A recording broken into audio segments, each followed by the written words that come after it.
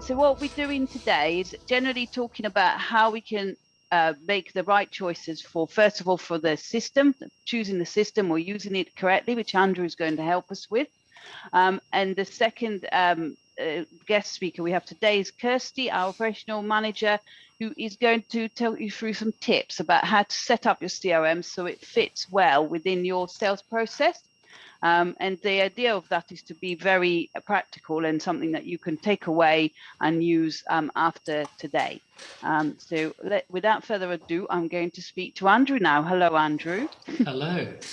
How are you? Oh, I'm good, thanks, your feet. It's very nice to see you. We've worked together for a while. We sort of did some work for you last year, and you're helping us with our own CRM very successfully. So we thought it was very fitting to ask you today to come and answer some questions which you've had in advance. Yep. So you could prepare. So our first question to you is, what does a CRM system typically do, and what broad types of systems exist in the market? Well, I thought I'd start with a definition that CRM stands for Customer Relationship Management, which is sometimes easy to forget. This idea that we're supposed to have a relationship with our customers. So CRM is strictly to do with marketing, in that people sort of first started using them for marketing. But these days, most people refer to a CRM as a place to keep their customer records and supplier records and manage their interactions with these contacts.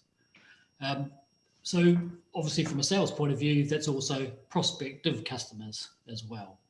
So I think we take it back to the core at Evergreen and pretty much say, well, CRM is an address book and a place to keep all these informations. So most companies use their CRM to track activities and the progress that's made against those activities. So when the phone rings or an email comes in, there's a place that they can look to see everything about that particular contact. So if you like, it's a sort of a central place that says, for this person, for John Smith at ABC Limited, here's everything that I've dealt with for that chap. I was just talking to someone else the other day about the difference between an email program and a CRM, and a lot of people keep them distinctly different. I mean, I'm one of these guilty people that say, well, email is where all my emails are, and my CRM doesn't have a copy of those. And likewise, my email program doesn't actually know about the customer really, apart from perhaps picking out all the details amongst all the emails. So there's kind of still a bit of a disparity with that, but I'd be interested to get some feedback from some people today about how they see those two things.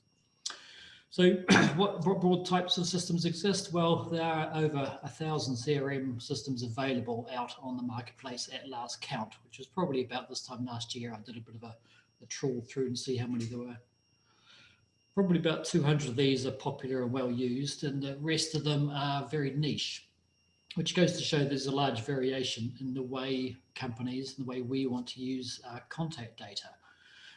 So it's, again, the key thing there is that, yeah, an address book is an address book, but it's the way we use our data that's the important thing here. So contrast this number of CRM systems with the number of decent accounting software systems. There's only about 4 decent accounting systems in the marketplace today.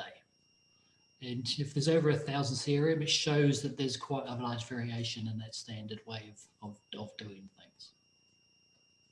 Here we are. Thank you very much.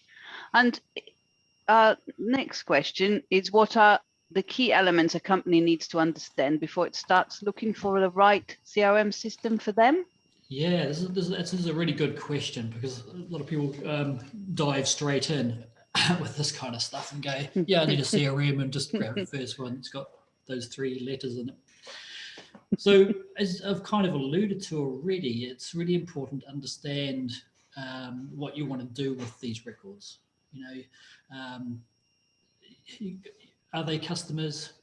Are they prospects? Are they suppliers? Or are they above? What will you do with them? Is it just that address book? Are you trying to run some marketing with these details? Is that your primary operation? Is that you're actually talking to these people all day long? Or is it about operations? Are you billing these people? are you receiving orders from suppliers that are bringing stuff in? So there's an operational element around the use of this data. An e-commerce example, so a website, customers fill in their details themselves. So in effect, the CRM is self-populating. But then the really important part is the fulfillment of those orders. The order's being received. Step 2 might be to send that request down to the warehouse. Warehouse then says, if we don't have it, we've got to put it on back order, or they can fulfill it directly. When does that back order come in? Can we now send it to the to the customer? Have the customer received it if they go that far? So there's actually a huge process involved in just the fulfillment of an order, all stemming from that CRM. Next consideration is who needs access to it. Is it just management? Is it something that kind of just gives them the reporting? Administrators are doing the day-to-day stuff. Is it the salespeople themselves? And a common thing that we get asked as well is, people outside the company need access to these records and activities in a very controlled way. The e-commerce one's a very good example of that. Customers could log in themselves and see that status of their order. Oh, I see my order's on back order, and it's got a message about when they expect it. So it's really important about who's going to use that CRM. Next bit is, does that CRM need to be integrated with other important business functions? We've already talked about accounting systems. That's a classic one. Most SMEs will have some form of CRM and some form of accounting package. Sometimes that's a very manual process between system 1 and system 2. But if you're regularly invoicing a customer every month, then that becomes something that potentially needs to be automated.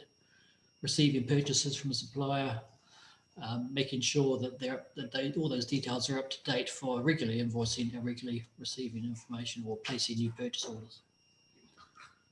So customer orders often need to be processed through a manufacturing system or sourced via a supplier in that e-commerce example I used. So being able to track that progress and report to the customer can be absolutely crucial. So does the CRM do that, or do you need the CRM to do that, I should say?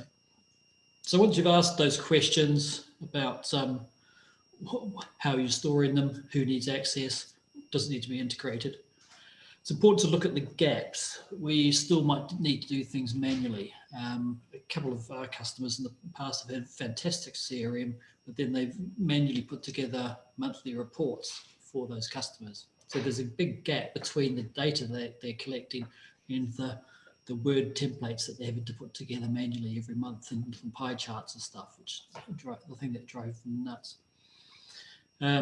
You still do those things manually, transferring data to other systems, and just thinking about how that might impact on your staff's time and their accuracy, which is a big driver for automating processes to increase your accuracy.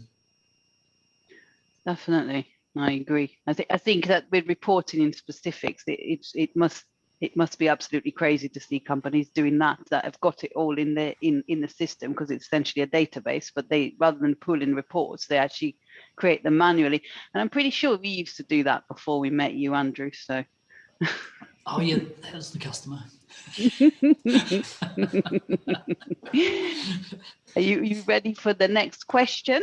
Yeah. By the way, everyone, I forgot to mention, if you have any burning questions that you want to make sure are asked, please put them in the chat. Nadine is managing the chat, so we can obviously come back to you when it's question time, or you can obviously wait until we open the floor to questions. So our third question is, why would you consider a bespoke CRM system, which I think is your favorite one out of all of them? Yeah, there's quite a few things to cover here, because there's obviously a lot to consider. Well, we know there are plenty of CRM systems out there, and some are better than others. But just because your networking colleague uses one particular CRM, it doesn't mean it will work for you. So the way others share and use their contact data shouldn't dictate the way you work, because it's your company and it's your way of working. So I think ideally companies that have well-established processes and pretty complicated requirements along those lines should consider a bespoke CRM. When it comes to a startup, business, they generally don't have well-established processes. So there's a lot of finding out, discovery, dead ends, false paths, where there's sort of saying, well, let's try this out in a spreadsheet. Okay, now we need to do this in a larger spreadsheet, or let's use this off-the-shelf software, until they get to a point where they go, this is a well-established path. So at that point, then you can say, right, well, let's automate it, and let's perhaps look at what off-shelf software exists or bespoke option. So you would say that they need to wait until they're at that point, as opposed to look at it from day one. Yeah, because at day one, you don't know what you don't know, and you don't know what therefore needs to be automated. People can spend a lot of money automating something that actually isn't really a problem. So in the startup phase, you've generally got lower volumes. You've got processes that can be managed manually, and at that point you can then find those pinch points very quickly. Once we go from 10 orders a day to 100 orders a day, you very quickly then go, okay, that's where we're holding the team up. That's where the bottleneck is in this pipeline to get that stuff out the door. So let's automate that particular thing. And that's the power of bespoke software, of course, is that you can automate just the thing you need to do without worrying about, getting a whole new package that does too much, more than you need. So that brings me on to the next point, which is that, if you're using lots of different software systems that don't talk to each other, and that's a classic growing pain as well, that, we've been working fine with this particular CRM and that particular accounting package, and we're doing everything manually, but now we're invoicing 100 people a day rather than the 10 we did last week. So that's the point at which you go, well, I'm having to copy paste across. It's a pain, and that's where duplication of effort and inconsistent data is causing problems. We keep misspelling that customer name when we do the invoice by hand. That kind of thing. Okay.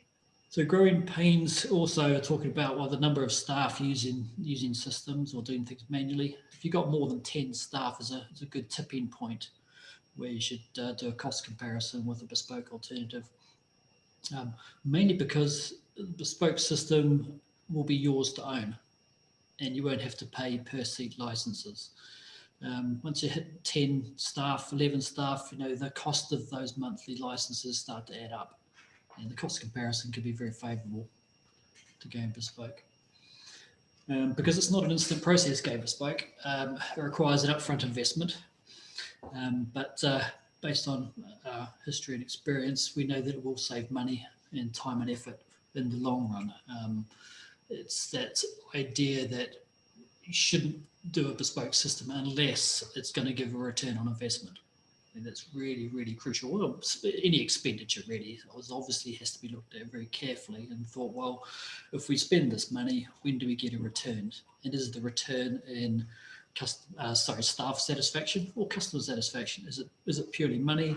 Is it the fact that I'm still spending 4 hours every evening sending text messages to my crew for the next morning's operations when I should be spending more time with my family?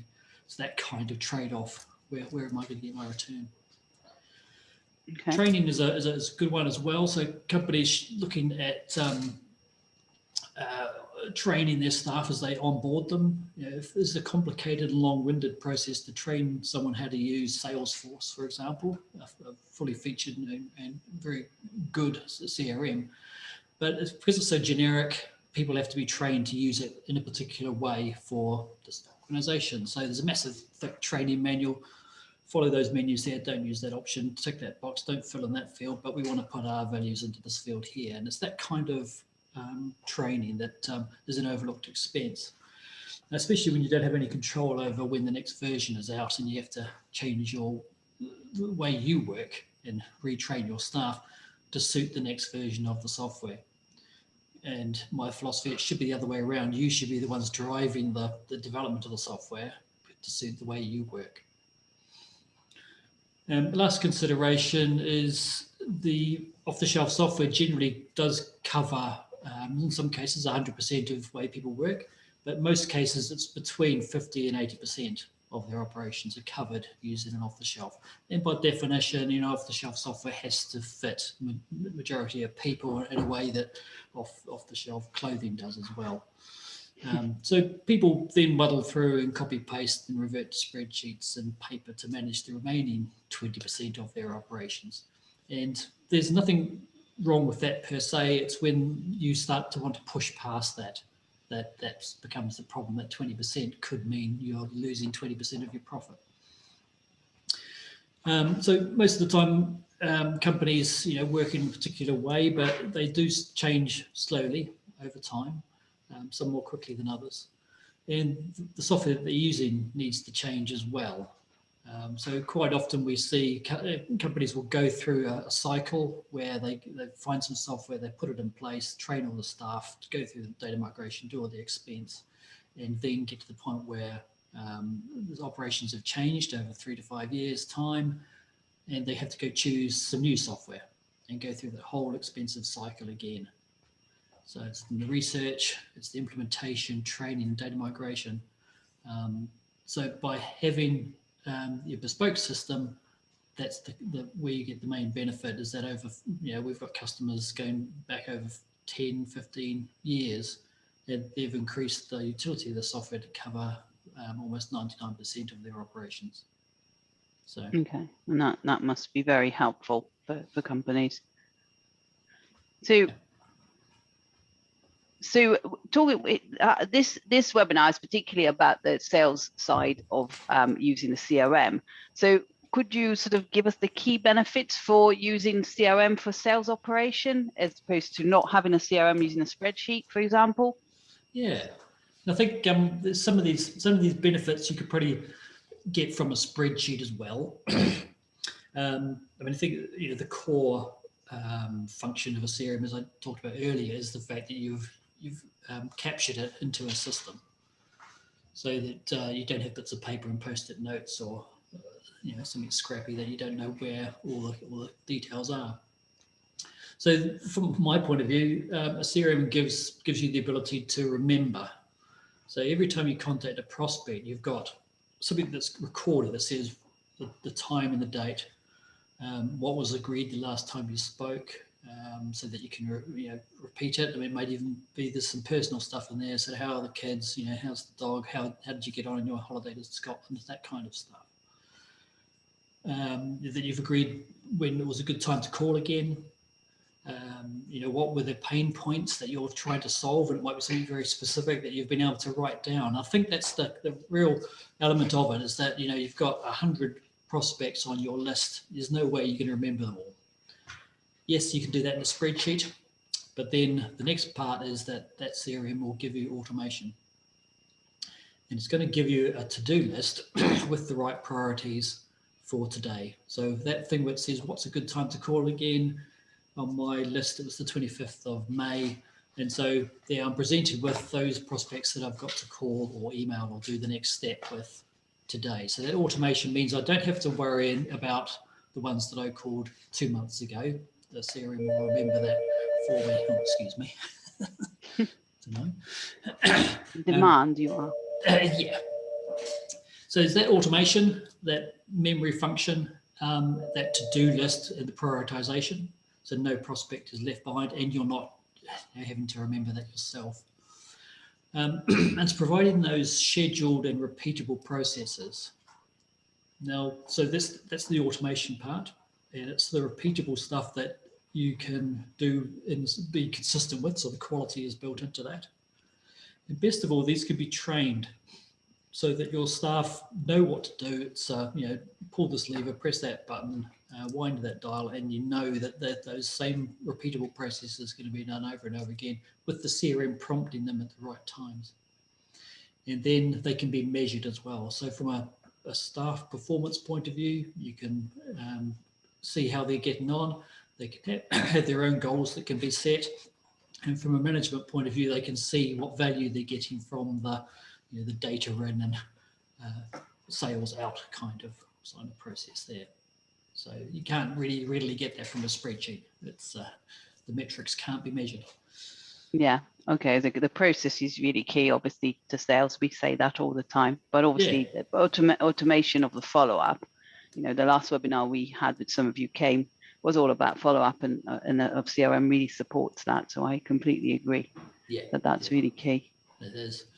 And the last one really is about effectively online CRM, which most systems are these days, is that because they've got a centralized data store, it's backed up and secure. That's pretty, really good priority. But the benefit of being able to access the same data from anywhere at any time by your sales staff. So of course, COVID's taught that us for the last 12 months, that having people who can work from anywhere and pretty much any device and have access to that same data. So, their daily list of calls, follow-ups can all be done without needing to be in the office. Yeah, the cloud element of it's very important. Yeah, absolutely.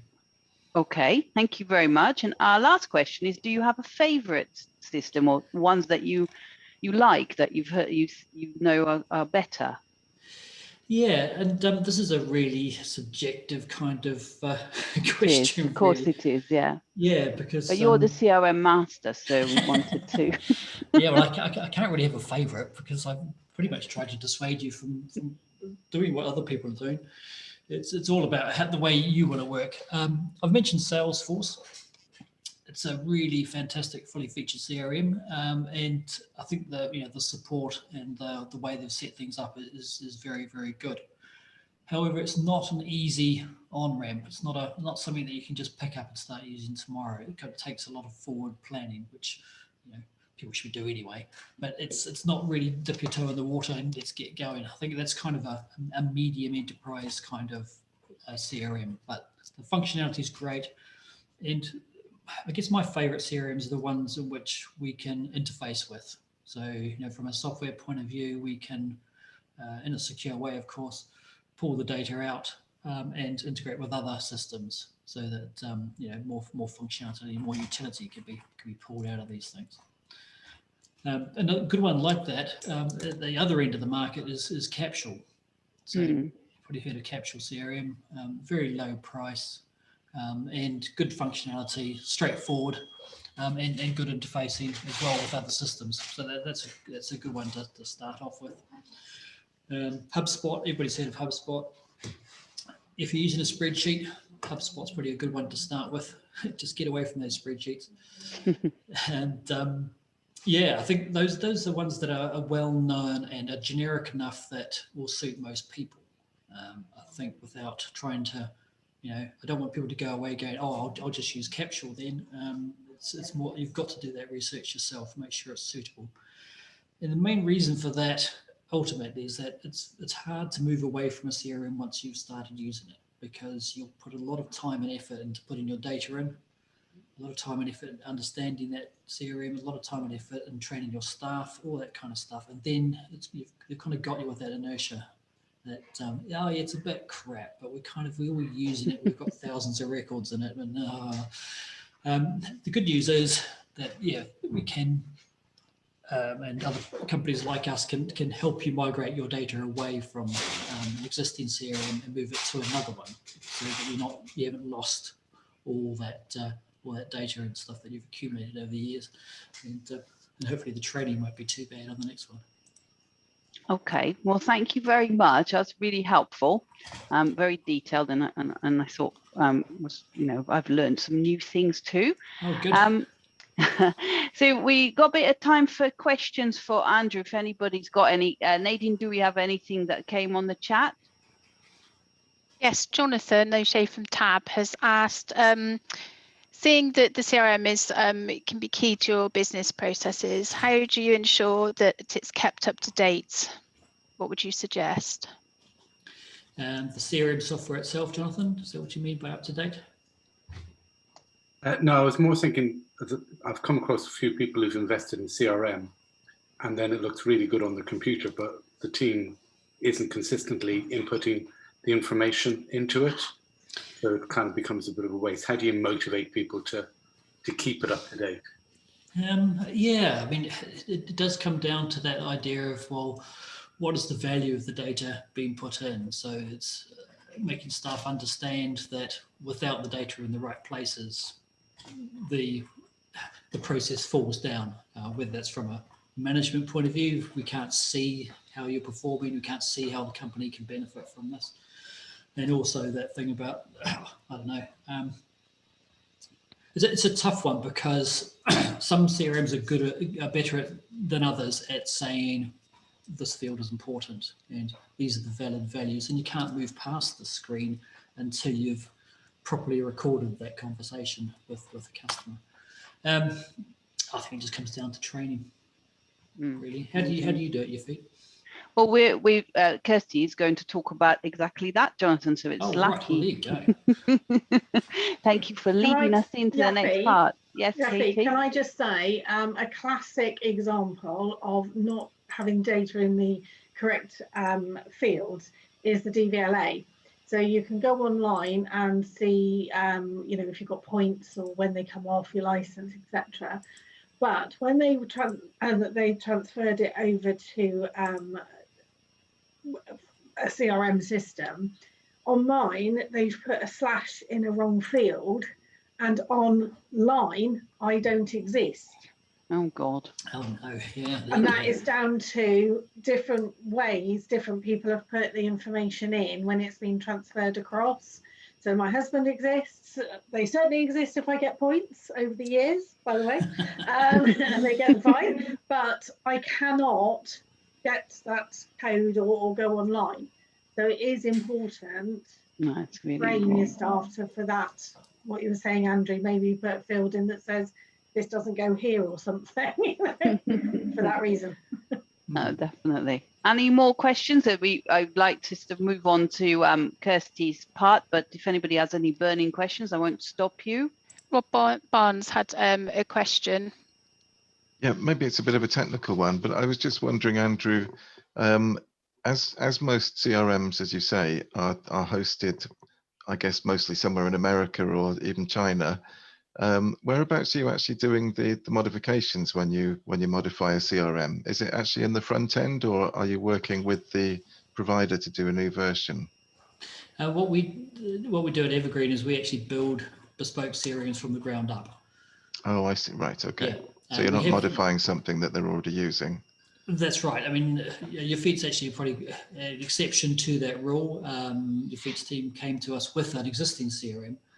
But what we did then was make sure it was hosted with us here in the UK. Right. So yeah, all the data security, all that stuff falls under the European GDPR, making sure data is secure, processed in this country, all that good stuff. So yeah, we're monitoring it, and obviously we've got development versions of it as well, and the data is secured. But it was a bespoke system to start with, so it wasn't one of the off-the-shelf ones anyway. So Yeah. Right. Okay. that probably helped. Sorry, Andrew. I was just going to quickly mention that larger CRM operators, people like Salesforce, have made sure they've got data centers in the EU so that they fall within the GDPR as well. And same with even Google and Microsoft to make sure the data that we use here in the UK is based in European service centers with all the right security. So it's unlikely your data's in America. Right. Understood. Thank you. I'm going to let Kirsty make a start so we can finish on time at 1 o'clock, if that's okay with everybody. We'll have another question session at the end after Kirsty has spoken.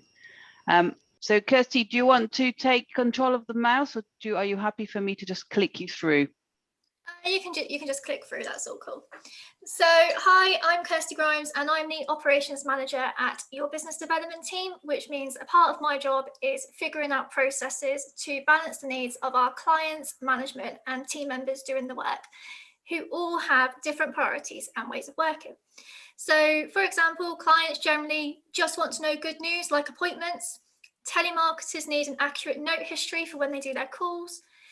Yafit will need to be able to see an overview to inform strategy, and I have the really cool fun work like GDPR compliance. Woo! So today I'm going to be talking about your CRM system and what you can do so that it helps your sales process and team, and I have scripted this out because I am a bit of a rambler. Rather than getting bogged down in lots of repetitive admin work, which is what a lot of people think when they hear of a CRM being introduced, they think, oh God, not another thing.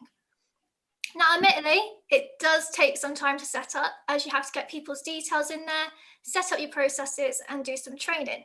However, it can very quickly save everyone a lot of time, help you convert more inquiries into customers, and help people reach their targets. So your salespeople probably get a bonus for each client they get or something like that, and that will help them to achieve that. Your wider business turnover, you might want to figure out capacity. Do you have to recruit someone? All this kind of stuff can be figured out when you have a CRM system that can help you to project. Its main benefit is mainly that you don't have to think. How many of you know for a fact who you need to contact this week, what about, when, and what they've already had? Likelihood is you're not entirely sure. You're going to have to really think about it, aren't you? Have you booked that appointment with that person? You're never quite sure. But because you're spending time thinking about that, you then think, oh, I'll do that tomorrow. I'm a bit busy today. And then that becomes next week. And all of a sudden, you're losing people. So the first stage is all about planning. You'll probably spend more time planning your CRM than actually doing the implementation of it in terms of figuring out the tasks and stuff that you need to do. And this is where I'm in my absolute element because I'm a complete overthinker. So I get given a basic brief. I will then think about everything I possibly can and then reduce it down to make it much simpler for everyone involved. So Andrew's already covered this part by talking about what to consider when you're choosing a CRM, and there's several parts to your planning, starting with the bigger elements and working your way down to smaller details. One of the first things to establish is your customer buying journey, and this might vary depending on different services, products, or customer types that you deal with. For example, if someone was to ask you about one-off sales training, that tends to be a very different process to lead generation and a nurturing contract, because they'll do that decision much more quickly. They might not require as many meetings, and that affects your sales process. So you can do this sales process for each service that you do. The first thing to do is figure out where your inquiries come in. Emails, referrals, phone calls, social media. So this doesn't have to be very complicated. I printed this out and you probably can't really read it, but that's just a few examples. And then we'll be able to send those, won't we, as files with the follow-up email? Yeah, so this is just an example. So then this would have, I did not think this bit through, but you then figure out just the very basic headlines of your process. So it might be a follow-up email, it might be an initial call in a Zoom for like 10 minutes, then a 1-hour meeting, then a proposal, then a decision. And you just want those very, very basic outline stages written down, because that's the foundation to your pipeline. And having a way of monitoring this means you'll be able to see where clients get stuck. Is it that they're not responding to your request for an initial phone call? Is it that they're ignoring your proposal? Where is it that you're getting stuck? Because then you can look at that and make it more effective. Then what you're going to do is go over each stage and figure out the individual, I appreciate you guys can't read this, but figure out the individual elements. So for example, you get an inquiry come in and you want to do a follow-up email. What's in your follow-up email? Is it text? Is there an appointment booking link? Is there an industry-specific brochure? So Katie, when Katie gets her inquiries for chauffeur services, she has different markets. There's people who are businesses who want to do airport transfers for like high-flying execs. There are people who want something special for their wedding. And she's not going to send like a really corporate-looking brochure going on about airport transfers to a bride who's like, oh my God, we'll have a really posh car and it'll be fantastic. That isn't going to be what she wants to see, is it? So you can standardize that information. So you might have a template email with a specific brochure or a specific case study, a price list, whatever it is that's relevant. And then you'll work through those different things and figure out what do they actually need at this stage. So if I'm doing an initial phone call, what am I talking about in that phone call? Am I then in that phone call booking a more in-depth consultation? And if so, what's in that consultation? Things like that. So this is about your sales process and mapping that out. Then you want to make sure that you're not trying to manage too much all over the place. So if someone messages you on LinkedIn, do you respond to them on LinkedIn and then continue the conversation on LinkedIn? Or are you kind of like, yeah, that's great, pop me an email or book an appointment? At what point do you kind of funnel people to a more structured system so it's easier for you to keep an eye on? And hopefully those things will be integrated into a CRM. So you've got one place that you can look at things and know everything's up to date, basically. So then you're going to go through that process again, but think of the very specific or detailed things. So for example, do you call it a quote or proposal? Are they going for a consultation or a meeting? Are they filling in a certain form? Is there certain information that you need from them for that particular thing? And this is so you can make sure that you've kind of done all the detail. You can make sure you've got everything you need. Do you have all your forms in place? Do you know the right questions to ask? All that kind of stuff. My advice would be, once you've done that, put it to one side for a bit and turn your attention to what you want to achieve as the business owner. Are you looking to get projected turnover figures? Because if so, your salespeople are going to need to enter a projected sales value and an expected start end date so that you know that October is going to be a really, really busy time for you. So maybe what you need to do is focus your activity on getting work in August, because that's going to be really quiet. Do you want to see which marketing or lead generation is effective or which service is the most popular? So think about what you would like to easily and quickly know about your sales pipeline. Often this can be sorted out using tags. That's something I see quite often in the CRM, so you can quickly pull reports and identify key information. But just remember that someone will need to put that information in the CRM. So they need to know where they need to put stuff. So then you go back to your process and you fill it in. And basically what you're doing at each point is you're figuring out that process, but going back each time and putting a bit more detail in. So you can just make sure everything's covered rather than trying to think of everything in one go, because then your head will explode. Once you've done this, talk to your salespeople. How do they work? What do they find most effective, most time consuming, most difficult? Is it getting hold of people? Is it getting people to understand things? What is it that they're struggling with? It might be that they do their admin on a set day or have a default diary, in which case tasks should fit in with this. If they tell you, I do my admin work on a Friday, there is no point setting a task saying, do this bit of admin work on Wednesday, because that's clearly a day that they've identified for doing selling.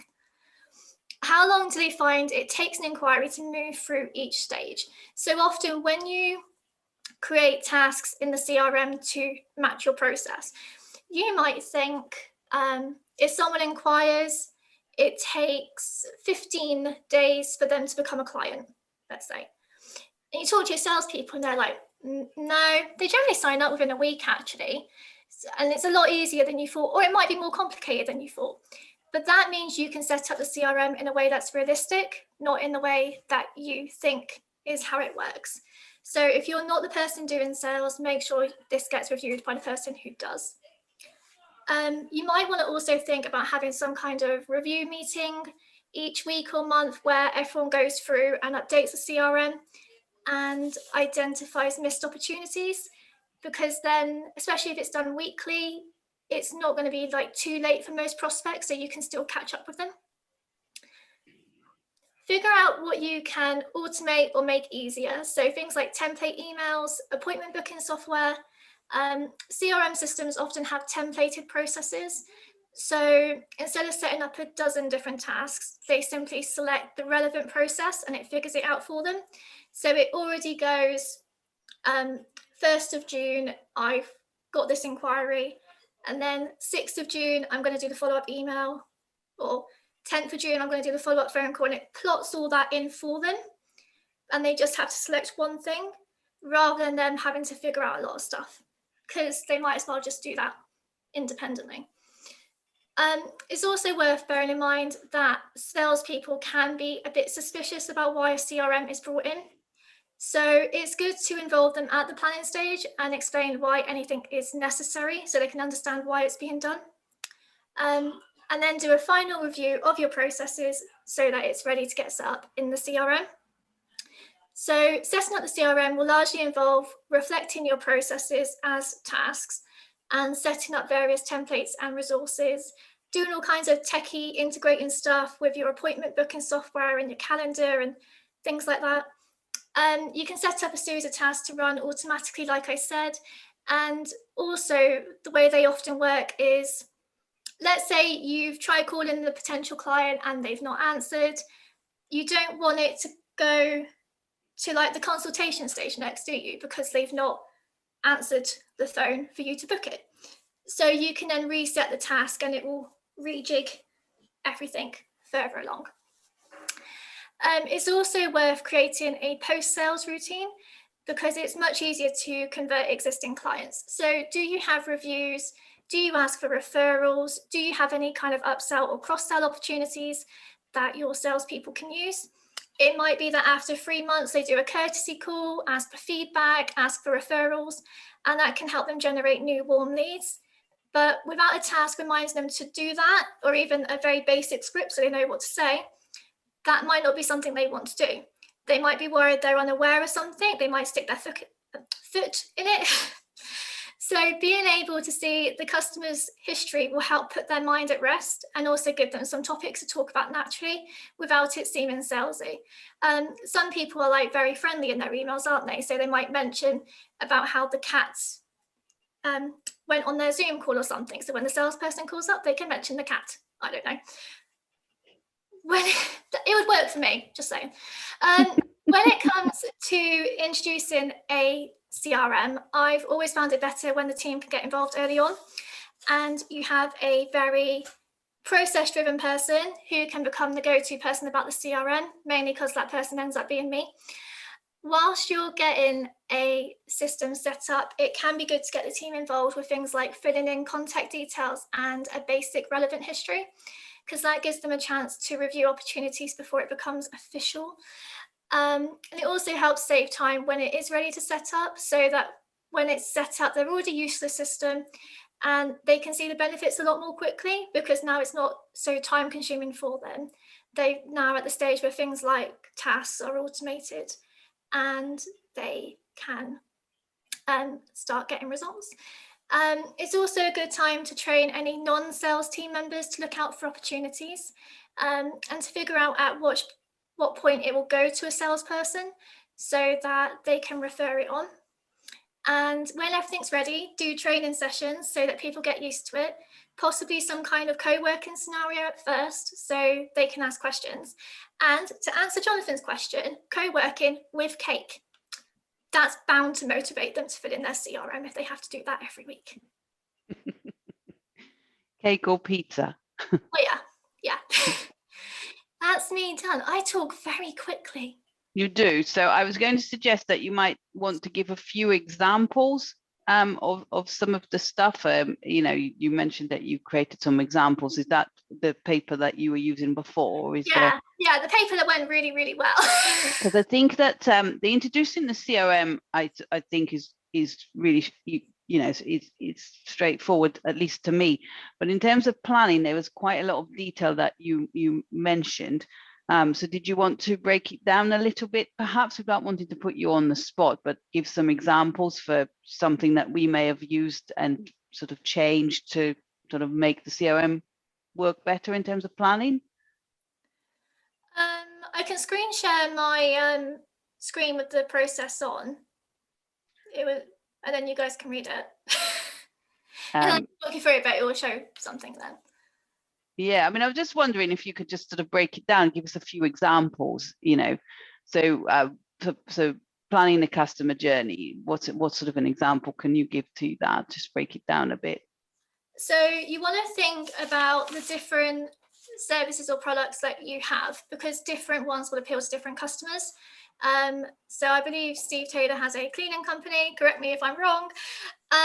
But he will have different target markets. So an office clean will be different to a dental surgery clean because they're worried about clinical waste and how that's going to get disposed of. And he needs to reflect that kind of thing in his sales process.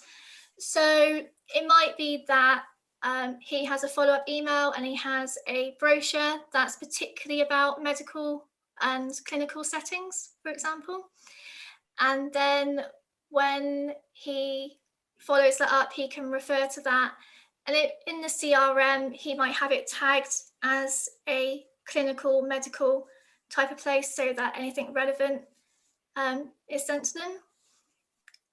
So you suggesting that people have more than one customer journey based on their target markets? Is that the starting point? Yeah, it might depend on your target market, or it might depend on the actual service that they do. So if someone wanted to book like a 99 power hour type thing with someone, that generally doesn't require 6 months of work to get there. Mm-hmm. But if you're trying to get like a council tender, that can take a while. So what matters is then being able to break it down to stages that are realistic, like you explained with a timeline. Yeah.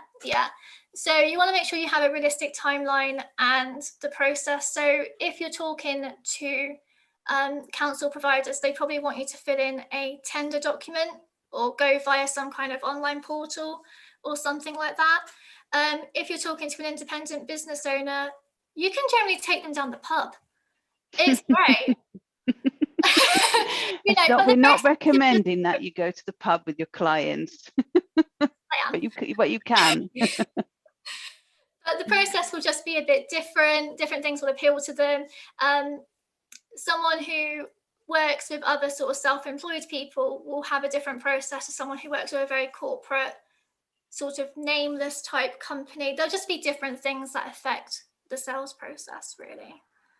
Okay, and are you recommending that the sales process is represented as a whole in the CRM? So it goes from step 1 to step 2, step 3, etc. Yeah, and ideally the kind of process would be set up already. So if someone was interested in a workshop, you would have a workshop sales process, and that will probably be quite short because people will tend to commit to a workshop fairly quickly. So you then want to make your stages much smaller. It might be that you leave 3 to 5 days between following up, whereas with a council, you might leave 3 or 4 weeks because it's just the way that they are. Yeah, no, it makes it much clearer. And can you explain the idea of tags a bit better so people understand what you mean by that? So in the CRM systems that I've mainly dealt with, there's often like a label that you can use, and it's just a way for you to quickly identify something. It's kind of difficult to explain without being able to show it, but it's just something so that you might base it on.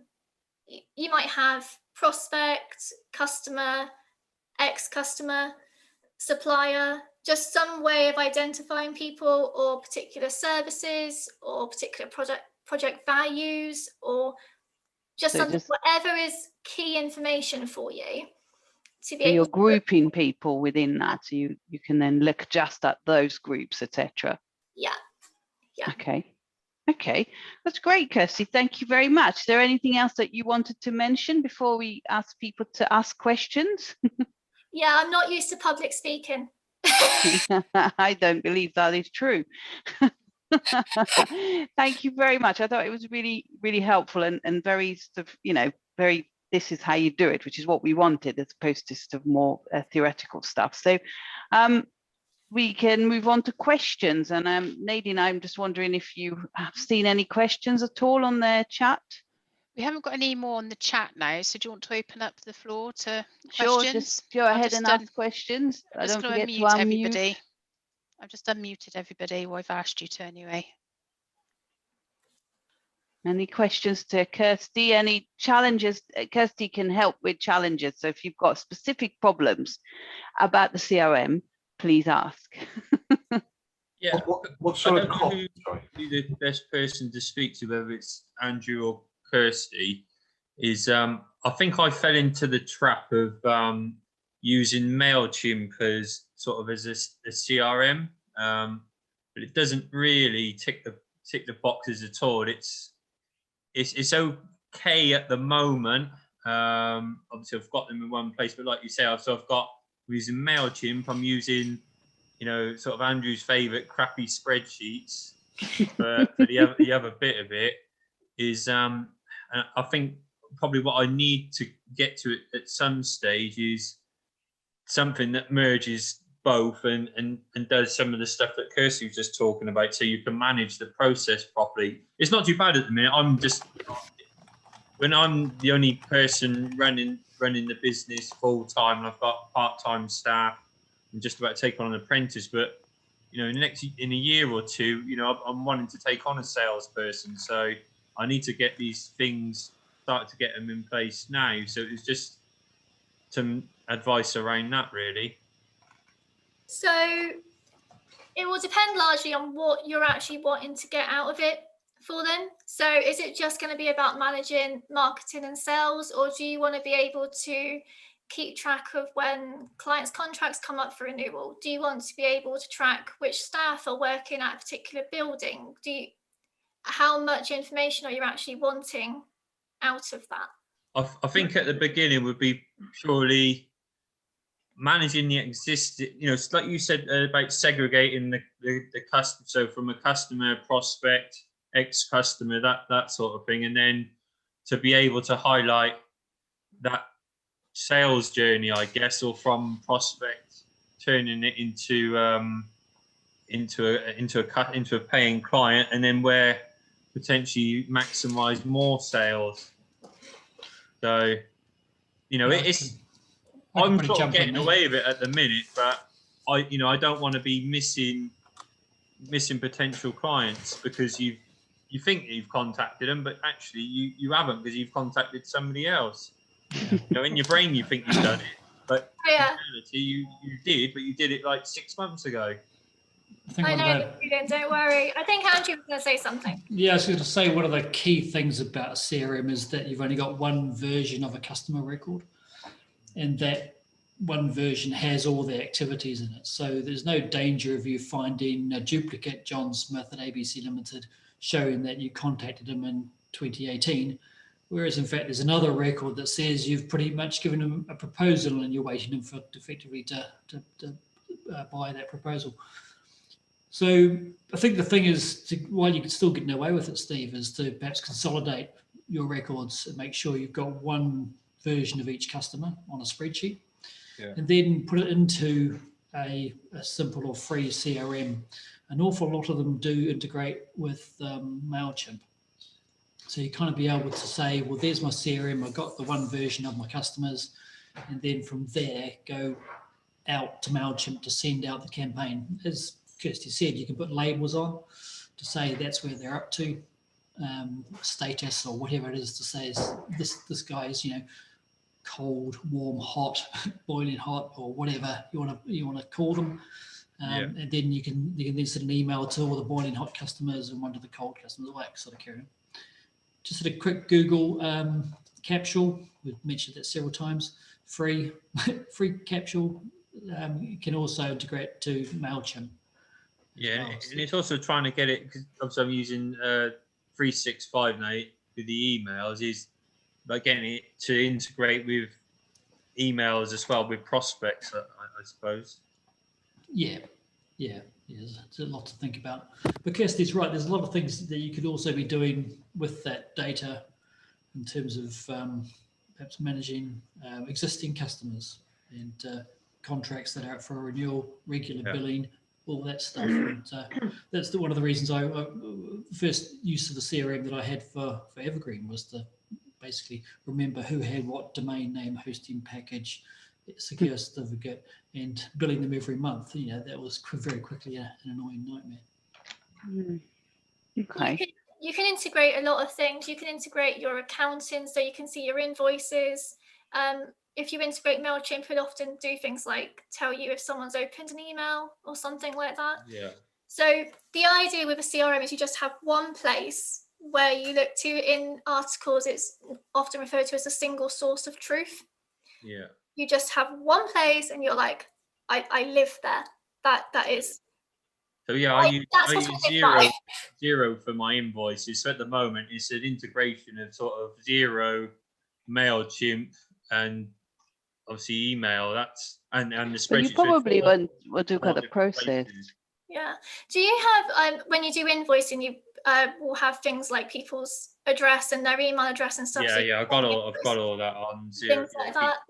Yeah. So when it comes to setting up a CRM, when you integrate it, it'll like bring the data over, so you're not going to have to spend half your life typing in people's names and that. Yeah. That's handy. But it's probably a process, Steve, in terms of, you know, your company growth. As Andrew's spoken before about companies growing pains, etc. Then, you know, things become more important as you develop as a company. So you probably want to do the most important thing now and then look at other things later. So potentially the integration with Zero can happen later. So it's just thinking about what, you know, and that's where the planning that Kirsty spoke about and Andrew spoke about is really key, I think, when it comes to the CRM journey. Yeah. Anything else from anybody else? Because we're nearly at our end point and I don't want to keep people beyond 1 o'clock if I can, but any more questions? For me, it would be CRM would be for the sales and the marketing and getting contact with sort of leads and prospects as well as introducers and things like that. My system, the work system, has got the CRM that would remind me on renewals and things like that, but I can't really get the information out of there. So it's really more for new business. I've done the HubSpot training thing, but it's a bit too complicated for my liking. It needs to be a simpler effect for it, really. But it's just what you've been saying about automating thing is all. I just want to make my life a little bit simpler and buy me a bit of time back during the course of a week. Definitely. And if you use a CRM system, like you were saying, you have like new business, existing, and introducers. So when you have an update from WPA, they've created a new policy or something like that, you can have an email that goes out to your referral people, because existing customers will be catered for by WPA, I imagine. But if you have a big important update that might make it really attractive to a referral partner, and you would do like a mass email out and see who opened that email and then be like, hi, just want to let you know. So they have multiple kind of touches. They've seen an email, they have a little phone call from you. Definitely. Then that would also be helpful for you. The other thing you mentioned as well in your bit was about getting contact with customers, just as sort of a memory jogger, really. Have you used the policy? Yeah. Just that type of stuff, you know, please make sure you use the policy. Just don't put it in the back drawer and forget about it. It's the, as you said, it's the touch points, just making sure people are aware that, you know, we're here, just give us a call. Yeah, and a lot of people with health will have little things that happen. I don't know, they break their foot or something, and they don't think they can claim on the policy or whatever. And then when you catch up with them, you're like, oh, yeah, you can actually. And that would also help with retention rates as well, because they'll be like, oh, I paid it and it was useful. There was an insurance that I used. Okay, well, thank you everybody for your contribution and all your questions and being here today. I just wanted to sort of do a little summary and just let you know that the next launch webinar that we do, because we do them quarterly, is on the 21st of September, and it's going to cover creating a sales process that works for you and your team. So we talked a lot about a process that should guide even your CRM and making sure that it fits with that. Well, most people or a lot of companies don't have a sales process, or not a very good one that fits for purpose. So it's looking at how you can do that while enabling sales as opposed to stopping sales. So that's our next topic. If you needed more advice and you wanted to speak to either Kirsty, myself, Andrew, about CRM issues, then you're very welcome to do that. We will send an email, follow-up email from today, send you the recording of the session so you can listen to it again if you wanted to, but also the details, contact details for Andrew and for us in terms of the team at your business development team. So that's it really from today, and I just wanted to thank everybody for their time. I will also send you a survey. Last time hardly anyone filled it and I was very upset, so can you please fill in the survey, because it's really key to get whether you liked it, whether there's something that we could do better, so we can improve these and get you what you need. So thank you very much. I look forward to seeing you again soon. Thank you. Very much indeed.